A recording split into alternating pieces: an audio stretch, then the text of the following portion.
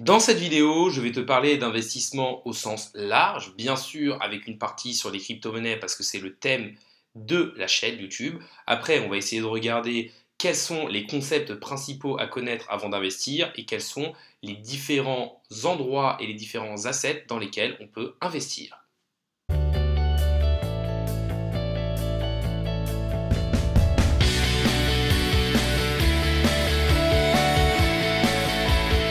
Salut à tous, c'est Inspecteur Crypto, bienvenue dans la vidéo du jour qui va être un peu plus sur l'investissement de manière générale, même si on va quand même garder une certaine connotation liée aux crypto-monnaies.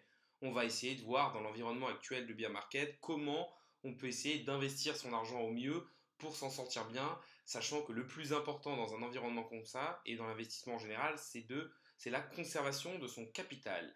N'hésitez pas à liker la vidéo, à me dire ce que vous pensez de ce type de vidéo et si pour vous, vous avez des investissements privilégiés. N'hésitez pas non plus à vous abonner, ça récompense le travail que je fais au jour le jour et ça permet de faire grossir la communauté. N'oubliez pas non plus mon Twitter InspecteurCrypt1, ça me permettra de gagner en visibilité. Donc, dans la vidéo du jour, on va essayer de voir les différents types d'investissements en essayant forcément de les relier un maximum au secteur des crypto-monnaies. Même si l'objectif, on le sait, c'est ne pas avoir tous ses œufs dans le même panier et de diversifier un maximum. En effet, la plupart des grands investisseurs ne sont pas investis que dans une seule classe d'actifs et essayent justement de diversifier un maximum pour éviter, si par exemple les actions et le S&P 500 chutent d'un coup, ben, par exemple que l'immobilier puisse les tenir, etc., etc. Donc, là, on voit qu'on est actuellement dans une situation assez spéciale de bear market qui, pour moi, est la meilleure période pour investir. Car les prix sont bas, mais il faut bien sûr bien choisir les assets, car beaucoup d'assets ne se relèvent pas d'un bear market et ça permet de faire un tri. On peut le voir avec différents indicateurs. Premièrement, parce qu'on est sur une tendance baissière depuis plusieurs mois, avec des hauts de plus en plus bas et des bas de plus en plus bas, qu'on est qu'on est depuis quasiment 2 mois et demi, si ce n'est même 3 mois, dans l'extrême peur, ce qui montre que le marché, en tout cas au niveau des crypto-monnaies, a extrêmement peur et extrêmement frileux. On voit que le sentiment global sur les marchés est vraiment mauvais et ça nous montre qu'on est vraiment dans une phase de bear market. On peut regarder aussi en allant sur TradingView, il suffit de voir là, on voit qu'au niveau du S&P 500, qui est l'indice de référence des 500 plus grandes entreprises américaines, qui est l'une des plus grosses économies au monde, qu'on est quand même sur du moins 20%, donc quand même pour des actions, un quand même assez gros crack. Pour moi, il faut commencer par regarder l'économie de manière globale lorsqu'on veut investir pour savoir à peu près dans quoi on rentre, quel est le contexte macroéconomique global, et ensuite avoir bien sa propre stratégie et connaître son profil d'investisseur pour pouvoir investir au mieux. Là, on peut voir que actuellement, on est plutôt dans une phase un peu compliquée avec une inflation galopante qui forcément fait baisser le niveau de vie de la plupart des ménages, des inflations dans certains pays, par exemple à 70% en Turquie, qui n'aide pas beaucoup les personnes, une période assez tendue avec la guerre qui est en Ukraine, les marchés qui plongent un peu de tous les côtés, on a quand même eu des gros retracements sur les crypto-monnaies, des énormes retracements quand même sur le S&P 500 par rapport à la volatilité qui est due à ce marché. Donc on est quand même dans un contexte macroéconomique pas terrible. Et c'est vrai que le bear market, comme je l'ai dit, c'est le meilleur endroit pour investir, le meilleur moment car les prix sont les plus bas. On peut noter quelque chose d'hyper important, c'est que ce qui a permis le dernier bull market, c'est la politique de la Fed, c'est les politiques monétaires menées par, on va dire, les leaders économiques et financiers. Et cette politique a été une politique de ce qu'on appelle le quantitative easing. En fait, c'était que la Fed achetait des actifs dans une période expansionniste.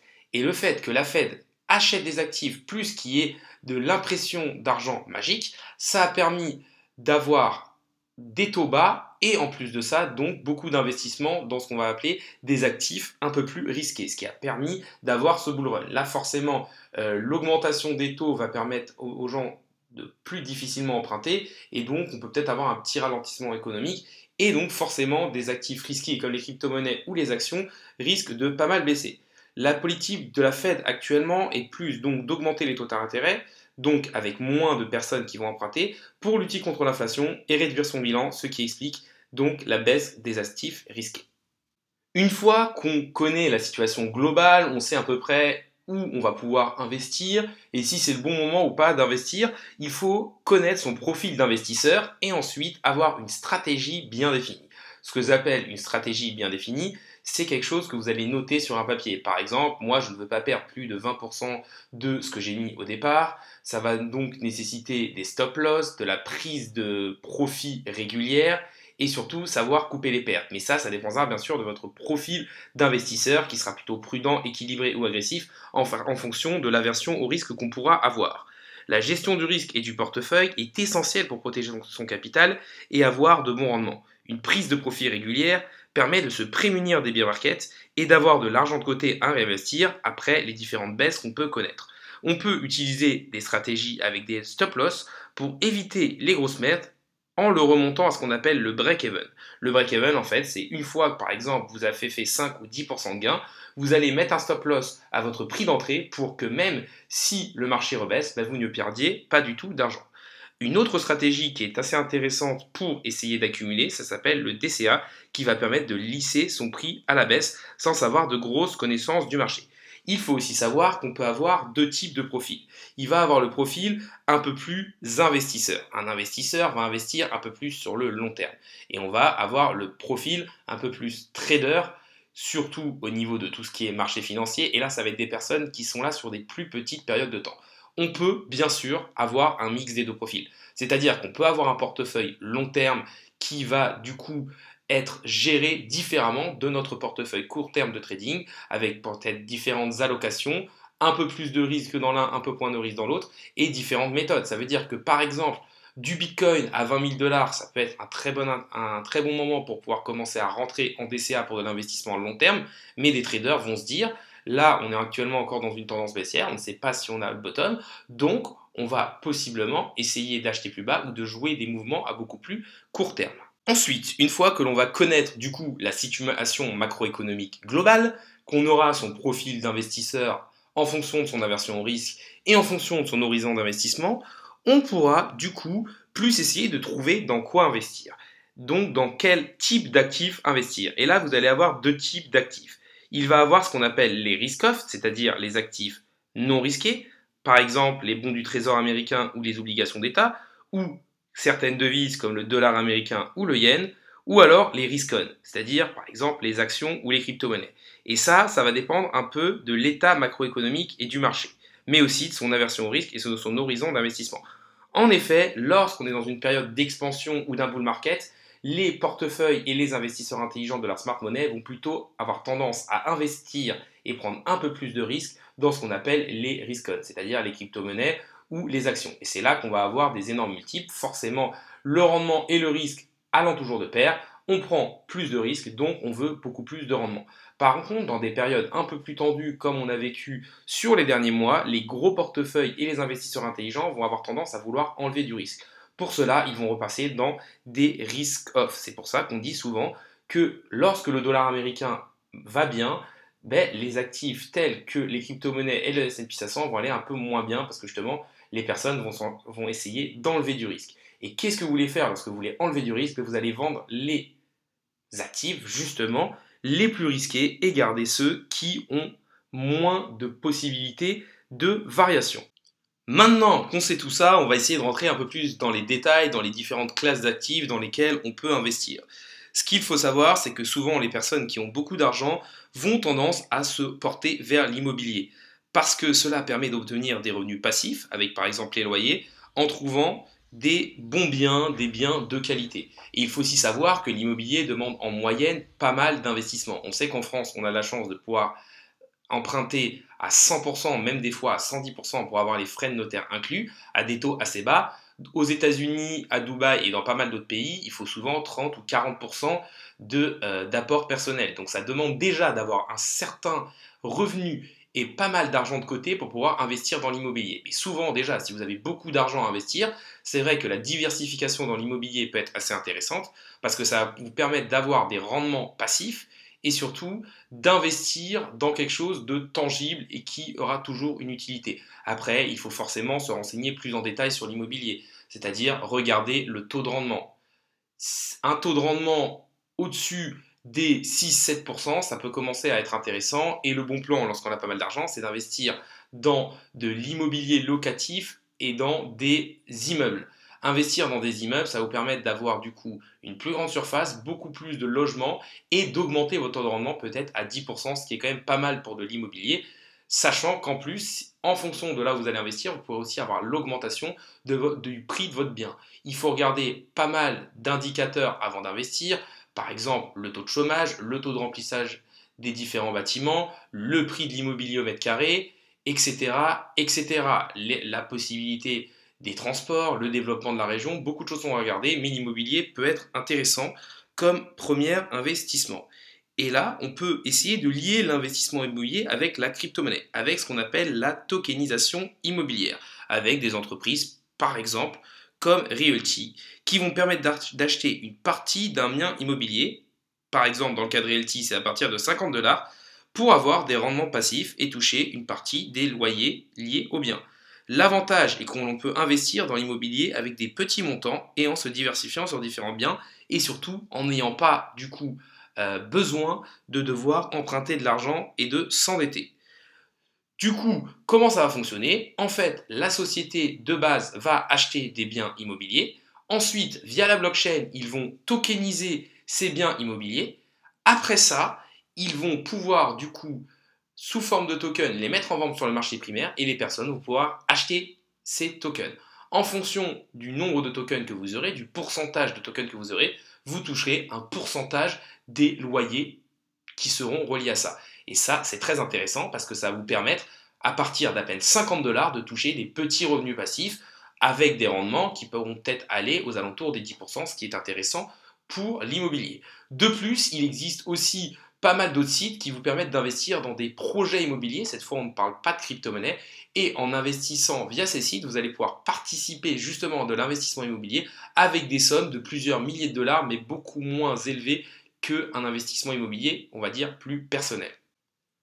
Au niveau du site Avenue des investisseurs, j'ai trouvé ce graphique qui permet de voir à peu près comment essayer d'allouer son patrimoine de manière globale. On voit qu'on parle d'avoir une résidence principale en bas, c'est-à-dire d'acheter d'abord des choses pour nous être bien et essayer du coup de ne pas avoir à payer de loyer pour essayer justement d'investir dans quelque chose de réel et dans quelque sorte ne pas jeter l'argent par la fenêtre. On parle aussi d'une possible location pour le futur. Ensuite, on va parler d'une épargne de précaution, c'est-à-dire avoir un minimum d'argent de côté pour voir venir les problèmes, avec par exemple un livret A ou un LDD qui vont avoir des rendements très très bas, mais on va dire que c'est l'argent au cas où, si un problème arrive. Ensuite, vous allez avoir des investissements qui sont très très peu risqués, c'est-à-dire tout ce qui va être fonds euros ou assurance vie, avec des rendements très très bas, mais des possibilités de perdre votre argent très très bas aussi. Ensuite, on va rentrer dans des choses, on va dire, où il faut quand même avoir un peu plus de connaissances et un peu plus s'informer avec l'immobilier dont je vous ai parlé. Il existe différents types d'immobilier, différents types de sociétés qu'on peut monter pour essayer d'avoir le meilleur rendement au niveau de l'immobilier avec par exemple des SCPI. Ça, ce n'est pas le thème purement de la vidéo et je vous laisserai vous renseigner. Après, vous allez avoir tout ce qui est aussi action. Donc là, on va passer un peu plus dans risk on avec des actifs qui sont beaucoup plus volatiles. Et ensuite, les actifs qu'ils appellent un peu plus exotifs avec les crypto-monnaies. Ce qu'il faut savoir, c'est que la plupart des gros investisseurs préconisent d'avoir au minimum un portefeuille long terme, que ce soit en actions ou en crypto-monnaie, parce que on voit quand même que le marché dans sa phase actuelle qui est très capitaliste, dans le capitalisme actuel dans lequel on voit que le marché ne fait que monter et ça, par exemple, au niveau du marché américain, on a des centaines d'années d'historique et au niveau du marché des crypto-monnaies, on a quasiment 15 ans d'historique. Si on regarde le graphique, on voit qu'il ne fait que monter. C'est-à-dire que si vous êtes là sur du 10, 15, 20 ans, vous avez de très très grandes chances de faire des gains sur du long terme. Et ça veut dire que c'est un peu le portefeuille bon père de famille. Où vous allez prendre soit on va dire, les plus gros actifs de chaque classe, que ce soit au niveau des crypto-monnaies ou des actions, ou alors vous allez pouvoir aussi utiliser ce qu'on appelle des ETF. En fait, un ETF, ça va suivre un indice. Il existe par exemple un ETF qui suit exactement le S&P 500, et ça va vous permettre donc de suivre l'indice des 500 plus grosses entreprises américaines, et ça, sur du long terme, ça peut être très intéressant, par exemple, d'investir dans un ETF pour avoir son portefeuille long terme et donc ensuite avoir peut-être une autre petite partie avec une allocation un peu moins grosse de trading ou portefeuille court terme pour pouvoir justement attraper, on va dire, les, euh, les variations de marché. Sur un portefeuille long terme, on va dire que lorsque vous êtes dans une phase de bear market, vous allez peut-être un tout petit peu plus pondérer et un peu plus mettre d'argent par rapport à ce que vous mettez habituellement. Alors que lorsque vous êtes dans un portefeuille court terme, vous dites on va mettre énormément en bear market pour pouvoir choper la future hausse, et lorsqu'on va être en justement bull market, on va essayer d'arrêter d'investir et plutôt de récupérer son investissement. Ça va pas être du tout la même manière de penser et la même manière de gestion en fonction des deux. On peut bien sûr aussi investir dans les matières premières, ce qui peut être une bonne chose parce que c'est plus, on va dire, défensif, mais il faut faire attention aux facteurs extérieurs, comme par exemple avec les conflits mondiaux. C'est-à-dire que là, on a vu par exemple le pétrole énormément augmenter, mais ça peut être lié aussi au niveau du contexte macroéconomique et des différents conflits mondiaux. Forcément, si les conflits mondiaux s'arrangent, etc., etc., le prix de l'essence et du baril de pétrole va pouvoir peut-être baisser et le fait de vouloir investir pour quelque chose, investir à la hausse sur certaines matières premières, c'est quand même quelque chose sur lequel il faut un minimum se renseigner, mais ça peut être aussi un bon type d'investissement. Si l'on parle un peu plus du secteur des crypto-monnaies, vous pourrez aller voir ma vidéo où je vous donne pour moi le top 5 des cryptos à recharger lors d'un bear market. Je vous le rappelle, je ne suis pas conseiller en investissement financier, mais pour moi, il faut avoir des actifs qui pourront se relever de cette chute. On sait que après chaque cycle, on voit le top 10 et même le top 100 des crypto-monnaies est totalement bouleversé avec des projets qu'on croyait totalement révolutionnaires et restés là pour 10 ans qui n'ont jamais fait de nouveau plus haut. Donc investir dans des projets de qualité comme par exemple le Bitcoin et l'Ethereum qui sont les deux principaux leaders ou alors des crypto-monnaies telles que par exemple Binance qui a Binance le monstre et l'entreprise qui génère énormément d'argent derrière, ou des projets comme Chainlink qui ont une réelle utilité dans l'écosystème des crypto-monnaies. Vous pouvez essayer aussi d'aller et de chasser les airdrops. C'est un autre type d'investissement qui demande encore, on va dire, beaucoup de formation, de connaissances et de temps, mais certaines personnes ont fait de véritables fortunes en chassant les airdrops. On a vu que DYDX, qui est un échangeur décentralisé, ont donné des airdrops de plusieurs dizaines de milliers de dollars à certaines personnes qui avaient fait des transactions euh, et répondu à certains critères d'éligibilité. On voit aussi que les personnes qui sont depuis un moment sur l'écosystème Atom Cosmos ont eu des airdrops de première génération, deuxième génération, et là on est en train d'arriver sur des troisième générations, qui sont des airdrops qui vont pour certains à plusieurs centaines de milliers de dollars et qui donnent à chaque fois accès à d'autres airdrops. Donc on voit que ça peut être aussi quelque chose d'intéressant de s'intéresser à un écosystème pour peut-être aussi essayer de chasser les airdrops et de trouver les futures pépites. On va maintenant aussi essayer de parler très rapidement de tout ce qui va être devises, stablecoin, on va dire des choses adossées aux devises fiat. Pour moi, ce qu'il faut regarder, c'est la force du dollar qui pour l'instant est la monnaie dominante du monde parce que la plupart des échanges se font en dollars. Donc là, on peut voir le graphique de l'évolution du dollar. Et ce qu'on peut voir, c'est qu'actuellement, le dollar a repris pas mal de force depuis à peu près le 1er avril 2021, bon, on va dire 1er juin 2021. Et on voit que ça correspond à peu près à la chute de tous les marchés financiers et des crypto-monnaies parce que forcément, c'est un actif non risqué, risk-off, et donc, vu que l'argent rentre dedans, bah forcément, pour arriver, l'argent, il va avoir un transfert de valeur qui va passer des risk-off au risk-on.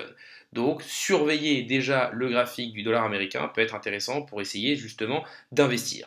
On voit que les personnes qui se sont réfugiées dans le dollar américain, en convertissant par exemple leurs euros en dollars américains, ont fait quelque chose de très bon parce que sur à peu près la dernière année, l'euro a perdu 15% par rapport au dollar, c'est-à-dire que les personnes, s'ils sont revenus en euros, ont gagné 15% en ne faisant quasiment rien, c'est-à-dire juste en changeant la devise dans laquelle ils étaient. Une autre chose à regarder pour moi, c'est aussi que l'investissement peut être simplement d'essayer de trouver des rendements passifs. Et c'est pour ça que je veux vous parler de stablecoin. Un stablecoin est une crypto-monnaie qui est adossée à une devise fiat. Par exemple, l'USDC est une crypto-monnaie qui est adossée au dollar et qui donc est censée rester à 1 USDC égale 1 dollar. Et vous pouvez trouver des rendements sur différentes plateformes, que ce soit des plateformes centralisées ou décentralisées, sur ces stablecoins. Par exemple, si vous avez confiance en Binance, qui est l'une des plus grosses plateformes au niveau des crypto-monnaies, vous pouvez des rendements qui oscillent entre 5 et 10% sur vos stablecoins. Ça peut être en période de baisse comme ça, avec la peur qu'il y a, un bon rendement de faire quand même on va dire, en moyenne 7 ou 8%, ce qui reste quand même 7 fois plus élevé que le livret A et qui est un investissement quand même assez intéressant. Pour moi, il faut aussi faire attention dans quel stablecoin vous allez investir. On peut voir par exemple que l'USDC qui est backé par Circle et qui est backé par 1 $ pour chaque USDC créé et qui en plus est énormément audité, a très peu de chances de faire faillite et c'est vraiment pour moi un investissement assez sûr parce que ça reste quelque chose de très solide. Le BUSD, avec Binance qui est derrière, les nombreux investissements qu'ils ont et l'argent qu'ils génèrent, ça me semble aussi quelque chose de très solide et on a vu de toute manière qu'ils n'ont que très peu varié, si ce n'est pas varié, dans la baisse. Par exemple, on a vu certains stablecoins algorithmiques comme l'UST, oui, de Luna, énormément perdre de sa valeur. L'UST a perdu quasiment 99% de sa valeur parce que c'était un stablecoin algorithmique. Je vous laisserai faire vos propres recherches sur le Black Swan, l'écosystème Luna, mais certaines personnes ont perdu quasiment 100% de ce qu'ils avaient mis alors que c'était un stablecoin. Donc encore une fois, il faut bien s'enseigner avant d'investir. On arrive sur la fin de la vidéo avec une partie un peu résumé et mindset. Donc déjà, n'hésitez pas à liker la vidéo pour soutenir mon travail. N'hésitez pas non plus à me dire ce que vous avez pensé de ce type de vidéo et si vous voyez d'autres investissements intéressants. Forcément, la liste que j'ai donnée n'est pas exhaustive. J'aurais pu par exemple parler de l'investissement dans le secteur du luxe avec par exemple les montres, certains sacs, mais ça demande encore pas mal de recherche de votre côté.